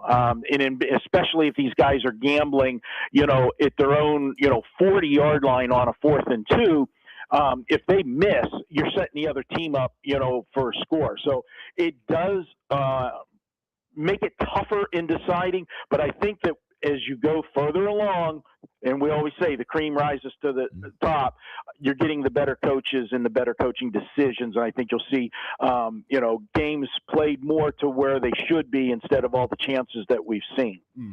Awesome. Good stuff there, Marco. Well, let's go out west. The rubber match, Rams, Seattle, a team that has played. They played twice. They got the third time coming up. It's been separated by 3 total points, 1 win, 1 loss for each of them. You got an aging quarterback in Matt Stafford, who doesn't look like he's aging, just like a fine wine, just keeps getting better, might be the MVP. Pair him up with Devontae Adams and Puka. You go out to Seattle, the 12th man out there. It'll be loud. It'll be proud. It's been a long time since they've had a meaningful game like this. But will Sam Darnold continue to see ghosts? Yeah, that's the question. And poor Sam Darnold, is he ever going to get to shake that? And Nope. I think part of it, to a degree, I think he shook some of those demons, exercised them whenever he did beat the 49ers in that regular season finale, because it was the exact same setup as last year when he played the Lions in that final week of the season to determine who was going to win the division. So he got that monkey off his back, so to speak. Last week, there was a lot of talk about the oblique injury that he had in practice and how it was going to affect him. And although he didn't throw for a lot, he was very efficient, didn't make any mistakes. But honestly, they didn't need him to do anything. They just totally dominated that game. And finally, the injuries caught up to the 49ers. Now, for the Rams, you've got a few things in play here. And first, I want to, everybody and, every talk show that was out there said it at nauseum last week. Stafford, in cold weather was just 1-9 since he moved, went to the Rams. Well, let's update that. He's now 2-9. Okay. So don't make too much out of, an angle that people like to, because it's too easy. Here's the thing with these two teams. The last 5 games between these two in the series have been decided by 6 points or fewer. And we've had both types of games. We've had shootouts and we've had defensive battles. The last one, and that's what sticks in everybody's mind most recently, is the shootout. That was on Thursday night game, and it was 37-36. They went to overtime. Seattle gambled on when they scored their touchdown at the end instead of kicking the extra point and continuing. They went for the 2-point conversion and got it. This is a spot where I think everybody's going to look at the total, and the knee-jerk reaction is to take the over in this one. I'm not going that way. I'm going to the under. This is the 3rd straight week that the Rams are going to be on the road. That is something that's tough to do in the NFL, especially when you get to playoff time. Okay. And the Rams had to, travel the first week all the way to Carolina, and then they were in a dogfight with them. They blew the big lead, had to come from behind, and then another epic game against the Bears. And you know what? When the Bears got that touchdown, the end of the game there, that 4th and 4, I said, here we go again. I mean, you really did have to start to think that the Bears were the team of destiny, completing that pass, to get the game to overtime. But we look at this matchup, and I think you're going to see a defensive battle. And why you're going to see a defensive battle in this one is because even though the last one was a shootout, I point out it was a Thursday night game. It's so much tougher to get ready for a Thursday night game, for your body to recoup from the previous game and so forth. Here you've got the full week. You've got two division rivals that know each other well. And let's be honest, even though, Sam Darnold gets the rap for, the past sins that he's had, especially the 2 games last year at the end of the season, they don't want to get into a shootout with the Rams. If they get into a shootout with the Rams, obviously that favors the Rams. You're playing at home. You want to dictate this game. And I know they lost running back, but they still got a good running game. I think Seattle is going to pound the ball until the Rams show they can stop it. The Rams have not been able to stop the run in recent weeks. And Seattle has rushed for 163 or more yards in 4 straight games, where the Rams have allowed 160 or more on the ground in 3 of the last 5. And the 2 that they didn't was, one of them was against Arizona, who had 79 yards in that game on just 15 carries. But they fell so far behind, they had to abandon the run, and that's why they didn't get over 100 yards. I think you're going to see a lower scoring game. I'm going to take the under in this one. I haven't decided which way I'm going on the game on this one yet, but I can tell you that if you want to use a teaser in this game, the right move is to take the Rams, add 6 points to that, and get them over the touchdown. And I wouldn't have a problem as long as you're still getting 4.5 with Denver, teasing Denver up with them and get them over the 10-point mark. You'd have, I think, 2 live dogs in this game, but I really think the play here is the under. Viva Las Vegas! Yeah, it's Marco D'Angelo, WagerTalk.com with us. Well, Marco, the coaching carousel in the NFL is still in full swing. Quiet out of Pittsburgh right now. Yeah, they've got they had McCarthy coming to town. A lot of people think he's the favorite to get the job just because he is a Pittsburgh guy. He is a coach that's got, experience. It's not the norm that the Steelers have gone the last 2 because they went with younger guys, putting them into a position where, this was their first head coaching job and for the long haul, but we'll see what happens. Nothing, the firing that surprised me and as quick as it happened was the Buffalo Bills, firing there, and that was a game that hey guys, I'll be honest, I know you're a Denver fan. I was a Denver fan last week because I had a ticket on Denver against Buffalo, but we were lucky to win that game. I think Buffalo, with all of the turnovers and a couple questionable calls, I'll take that ticket because I also had to tear up a ticket 2 weeks ago on Green Bay against Chicago. So the gambling gods, to me, I think balance things out. But if you're a Denver fan, we got one last week. Let's not waste it this week. Awesome. Well, great stuff, Marco. Again, let's talk about the shows, where to find you at, and how you're eating at the deli. Yeah, we've been eating real good at the deli, and I told you guys last week that we added basketball to the menu on the deli, and the basketball deli's off to a 4-2 start after 2 episodes. So check that out. It'll be out on Friday. We'll cover some basketball games in it. I do the things where we look at situational plays in basketball. I'll highlight some games where a team might have been coming off a big game or have a big game on deck and might be looking past somebody. We'll point those things out on the deli. And, of course, Bet On It was done on Wednesday. That's out. You can watch that as well with myself, Kelly Stewart, and Vegas Runner. Check that out, and all of the videos at Wager Talk TV on our YouTube channel. Marco, great stuff, my friend. Well, it's been a pleasure. Let's go cash some tickets. All right, we'll see you guys Super Bowl in 2 weeks, guys. That's right. Thanks, Marco. Marco D'Angelo, wagertalk.com. Great stuff from him. If you missed any of that, go to YouTube afterwards. Look up the morning hookup. That and all the segments from the week will be there. Check them out. Some interesting plays from Marco this week. Go to the window, win some cash. I was hoping for Broncos money line, but I know it wasn't there this week. It's all about making that money. So, all right, let's take a break. Come back and do stories that we missed.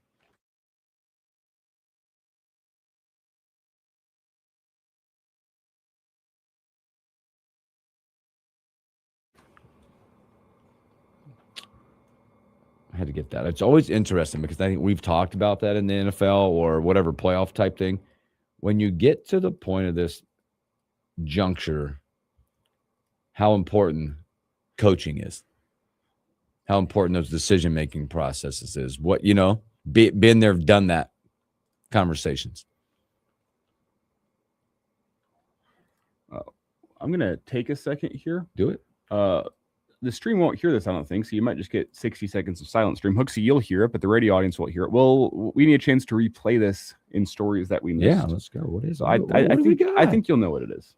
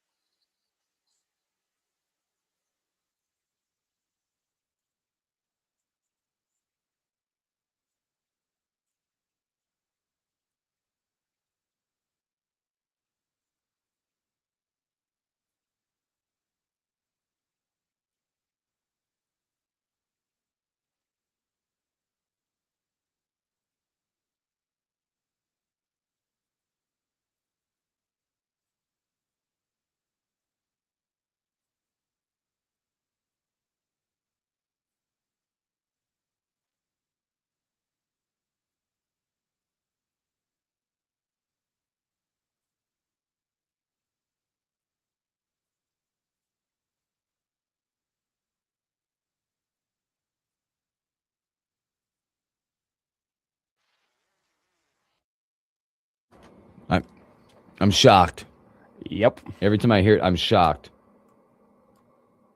That's shocking. We will play for that. We will play that for you. Yeah, the streamers didn't hear that. So No. Streamers, I hope you are trying to figure out what we're doing here. You It's intriguing.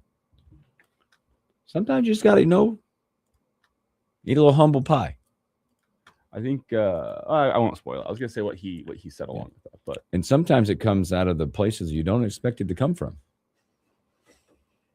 which makes it that much more shocking. What is shocking is what is happening in this, like from Nashville down south with the weather. they ain't got exploding trees down there though. That's crazy. But we've seen some of the like expected snow totals in places that it shouldn't be. Yeah. In places that don't know how to prepare for this, do this. I grew up like that. In Charlotte, boy, when it was the threat of snow, if they put snow in the forecast, I was out of school.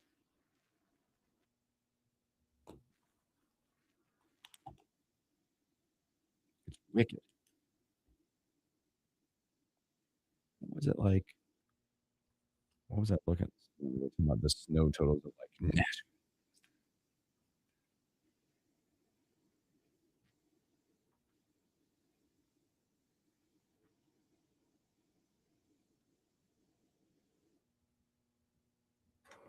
It's 6 wind chill in Nashville right now, by the way. I am concerned that my road trip back from Ann Arbor next week might be impacted by snow. They're saying on like Saturday, so they're saying like 3 to 5 on Saturday, and then like another like, yeah, they're gonna get like, I don't know, like 8 to 10. But it was like, I think it was like, was it Dallas? Because I know like there's a lot of people I know that are getting out of Dallas. Hooks or Motzi had they had to cancel his trip down to Dallas this weekend. Yeah, and his wife's coming back here.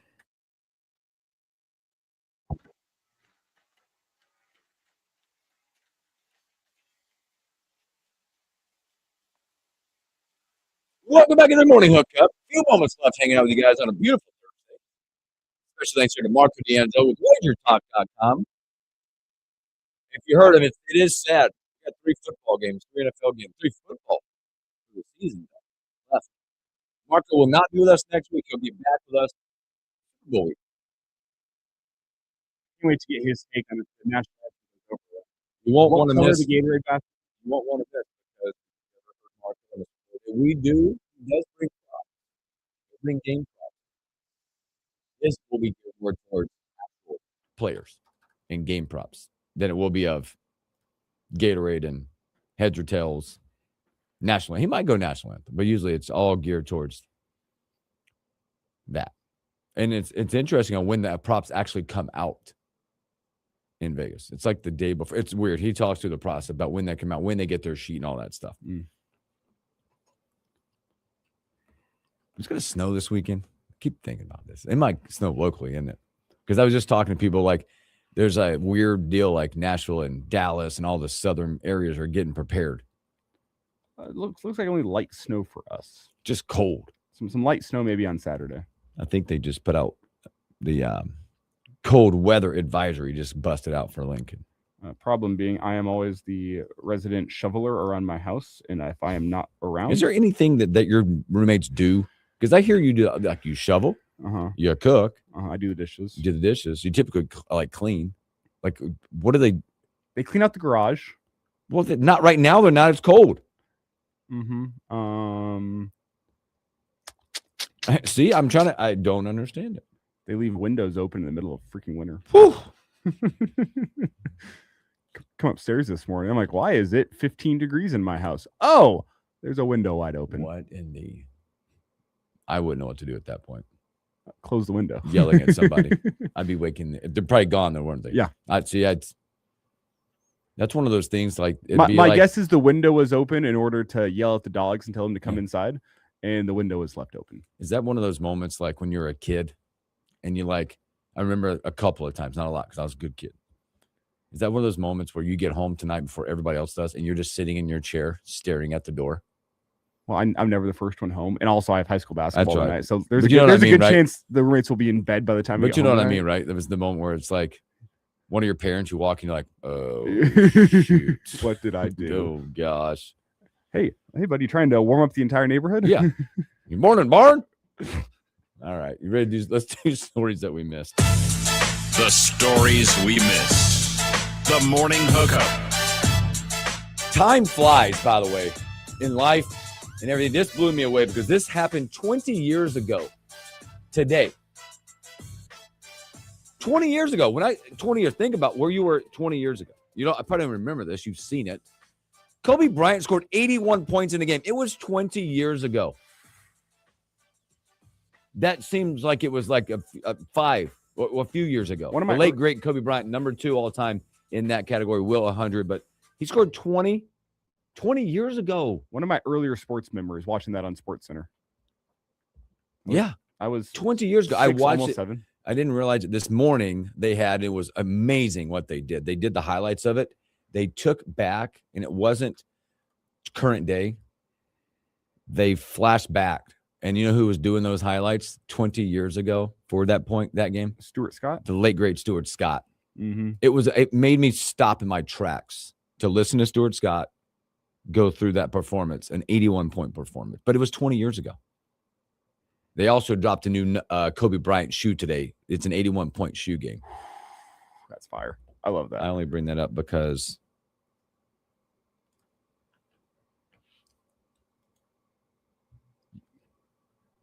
I got them. How early did you have to get on those? 9 o'clock. They dropped at 9. All right. And I went in. Got them. Nice. Look like the little purple soles. Yeah, they're sweet, man. But yeah, I can't believe it was 20 years ago. Another story, Hooksy.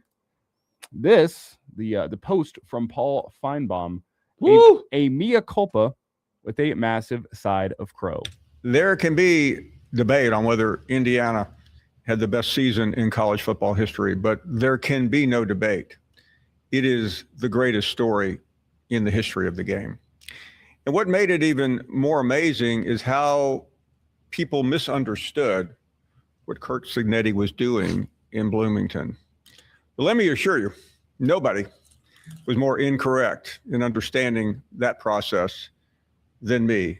Almost everything I said throughout the season about him and about Indiana was wrong. And it was an epic failure on my part. There was no question Indiana was the best team. And yes, the Big Ten is the best conference in the country. We congratulate Coach Cignetti, Indiana, and the Big Ten for an extraordinary run. That sounded like it hurt. The pain, the agony, the hurt, the humble pie. Hats off, Paul. Hats off, because it's hard to do that, especially being an Alabama SEC guy forever. And again, they had dominance. But I think it's recognizable right now that the Big Ten has taken over in its current state. The disrespect from his show ahead of the Rose Bowl, especially whenever it's Alabama going to take on Indiana, there was disrespect abounding from his show on what Alabama was going to do to Indiana. Not just from him, from callers as well. And he gets impacted. The type of people that call into his show and listen to his show are SEC homers. Don't get it twisted. You're going to be impacted by the type of people that listen to your show. You get your own little echo chamber a little bit. But there was disrespect there. Tons. That was awesome. But hey, he comes back and good for him. And I won't say makes amends, because I know by the time next August and September rolls around, he'll be right back on the SEC supremacy bandwagon. So enjoy that while it lasts. Did you as that was happening, I was envisioning Siggs sitting there with that smug smile thing with like a can of beer. Thanks, Paul. She's right. I can't confirm it, but apparently Kurt Cignetti does not order his beer by name. He orders it by alcohol percentage. I'll take the 6.5, baby. I'll take, you know what? We won the Natty. I'll take the 12. Do the high gravity IPA. They did. Also, they've announced the MVP category. Who's eligible for who's up for the MVP in the NFL, the coach of the year. The 5 names: Stafford, Drake May, Josh Allen, Christian McCaffrey, Trevor Lawrence. In those 5, seems like a two. This is between May and Stafford. Coaches of the year out there: Ben Johnson, Leon Coden, Mike McDonald, Kyle Shanahan, and Mike Vrabel. That's a hard category. Tell me, who do you got in that one? Tell me, NFL, what you think of Sean Payton without telling me what you think of Sean Payton. Yeah. Do I think Sean Payton's the coach of the year? Probably not. Do I think he should have an argument? He built the #1 team in the freaking AFC. I know. He's got an argument. With $30+ million less in cap space to work with than everybody else. No. Let me throw that out there. He's got an Let argument. me say it again. $30+ million less to work with than everybody else. And all he did was go and build the #1 team in the AFC in the division that everyone said preseason, oh, that's a top 2 hardest division in football. Nobody likes Sean Payton. That's why. Exactly. They don't like Nobody likes Sean Payton. I'm not surprised to see him not win the award. I'm not surprised to see him not in the top 5. But it tells you everything you need to know, the fact that he is in the top 5. The NFL is not Sean Payton fans, but the coaching job that he did this year, the turnaround of that Broncos franchise with a quarterback that everyone said out of the draft, guaranteed bust. Hats off, Sean Payton. Yeah, hats off. If no one else in the NFL community sees you, Sean Payton, I see you, Sean Payton. Are you surprised Andy Reid's just not in there because of the Chiefs? I'm kidding. Now, that being said, I do think Ben Johnson and Mike Vrabel I think Vrabel's Vrabel's are probably the top 2 there. Yes. Those turnarounds have been. But Sean Payton should be right up there with him. Offensive player, they got Puka, Bijan, Christian McCaffrey, Jackson Smith, and Jigba, and Drake May also in that category. Defensive player of the year, Will Anderson. Nick, your boy, your linebacker. Nick Benito. Yeah, baby. Right in there. Myles Garrett, Aiden Hudson, and Michael Parsons. So those, when is that? When did they bust those out? That's the February 5th. Yes, a week before the Super Bowl, I believe. February the 5th. I have those. Or it's like what, 3 days, 3 days before the Super Bowl? Yep, It's the week of. Yeah. Yep. One last one to get to you, from me at least, Hooksy. YZ asks the comment, or drops a comment in the stream, asks the question, Elijah, we have to figure out our wager for the game on Sunday between the Patriots and the Broncos. Okay, a good place to finish up the show here. We're gonna have to lock this in tomorrow. I am doing news. I'm the Motzi replacement. I think I'll swing in for at least a segment tomorrow. Oh, yeah, you got to. Schmidt and I have a 9 a.m. interview, and I'll probably swing in to close out hour 1 with you guys. Yeah. Hooksy, any ideas? Wager for this game? If you remember, way back when, Will Wilson and I put down a wager for a Timberwolves and Nuggets playoff series, and the wager was loser has to go complete a 9 dogs, 9 beers, 9 inning challenge at a Salt Dogs game. I just feel like with you guys, it's like something to do with food. making of something, the dinner, all that. Maybe it's like, yeah, I'm just, that goes to me for you guys because you cook. He cooks. Oh no. Are you doing it? Is it happening? It is happening. All right, God. We got 90 seconds left. 90 seconds. Sniffle So through yeah, let's get that tomorrow. Hey, and people on the stream can confirm there was no nose picking involved. Nope. It's just the dry, cold air leading to bloody noses. So I am pushing through the last 90 seconds of this show with the bloody nose. Yeah, we don't have to go back and go, Sam did not travel. There's no review on this one. So tomorrow, Dr. Dane Todd. No Jeff Moats. We'll talk. We'll be a bunch of Husker stuff. The bet. Be a lot. And whatever else pops up. Whoever else is transferring to Miller South, we'll talk about that tomorrow too. Forget some more news there. More news. For sure, they probably need a running back. And then we'll break down, we'll talk NFL a lot tomorrow with those championship games. Get your takes, get our takes on it, what it means for each one. Obviously, it's the Super Bowl, what it means like going forward for those franchises. And we're also going to get some Husker basketball talking. A quick turnaround for the Huskers as they hit the road to Minneapolis. 11 a.m. And I'm sure by then we'll probably have some. I didn't miss anything. There we go. Probably some of those. I mean, again, there'll be an update from Fred, most likely on our guy, what that means and how long that'll be for him. So, but thank you guys. Thanks for hanging out with us. Stay warm. If you have any ideas for a wager with me and YZ for this Broncos Patriots game, give us a message. Let us know what you think. Shoot it out there. You guys have a great Thursday. Stay warm, stay safe, stay blessed. We'll catch you in a Husker Homework Friday.